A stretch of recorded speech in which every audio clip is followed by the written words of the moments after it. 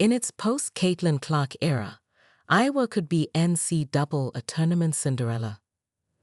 The Hokies don't have a generational star on this year's team, but they're still brimming with optimism heading into March Madness. NDINNAPLLIS. While Iowa's Jan Jensen drew the first technical foul of her head coaching career, Caitlin Clark lit into a different referee across the way from her former assistant coach. Clark delivering an earful to a ref is standard at an Iowa basketball game. Unlike in the past, though, Clark wasn't conveying her thoughts from the field of play. She sat watching courtside as one of the many, and possibly one of the most boisterous, Hokie faithful at Gainbridge Fieldhouse for the Big Ten tournament. On 3 consecutive nights last week at the home court of her Indiana Fever, Clark gave encouragement and threw fist pumps as the 11th-seeded Hokies blasted through Wisconsin, broke by Michigan State's defensive pressure, and ultimately in the quarterfinals, fell one possession short of upsetting Ohio State, a program set on making Iowa a rival. Yahoo Fantasy Bracket Mayhem is back. Enter for a shot to win up to $50,000. The 2 victories made Iowa the 6th double-digit team in Big Ten history to win at least 2 games in the tournament. Nebraska was the 5th earlier in the day. The loss ended Iowa's 11-game Big Ten tournament winning streak and 3 consecutive conference championships that started during Clark's sophomore season. It's been that type of season in Iowa City. There is a level of success that is, at least temporarily, no longer attainable. The veteran-heavy roster Clark led to 2 consecutive national championship games, moved on to their next chapters. Lisa Bluder retired after 24 years as Iowa's head coach. 5 freshmen and a transfer stepped into the fold. Still, there is success. The Hokies, 22-10, outperformed outside expectations, avoided a complete collapse out of contention, and enter the NCAA tournament as one of the nation's hottest teams. It makes them an excellent Cinderella. It was big shoes when they all started, said Jensen, Bluder's top assistant all 24 seasons. Their shadows were looming. Non-con went pretty well. Hit a little rockiness, but boy, I think we should feel pretty good going into the tournament. Traditionally, a Cinderella is an unheralded low seed exceeding expectations by upsetting favorites with a run deep into the bracket.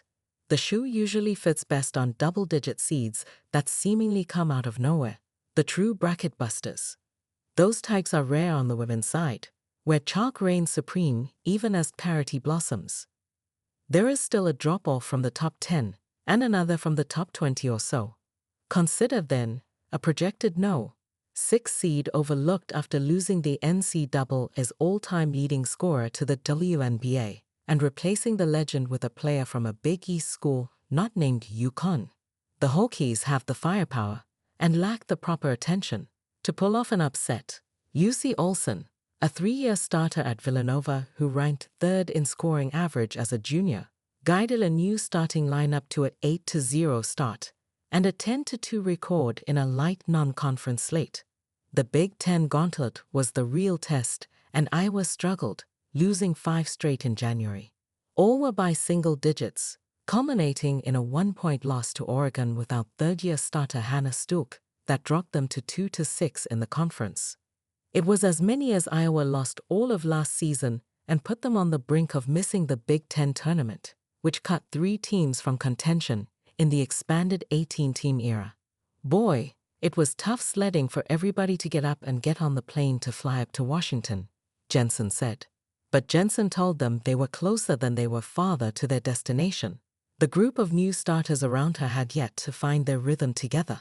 They weren't going to find the same chemistry as a year ago when Clark, Kate Martin, and Gabby Marshall were in their 4th year together. The Hokies knocked off Washington by 24 points and returned home to defeat Northwestern. Olsen began to find her footing in the offense, eclipsing 20 points in 7 of the final 11 games, after Olsen led Iowa with 28 points in an upset of then-no 4 USC in the following game.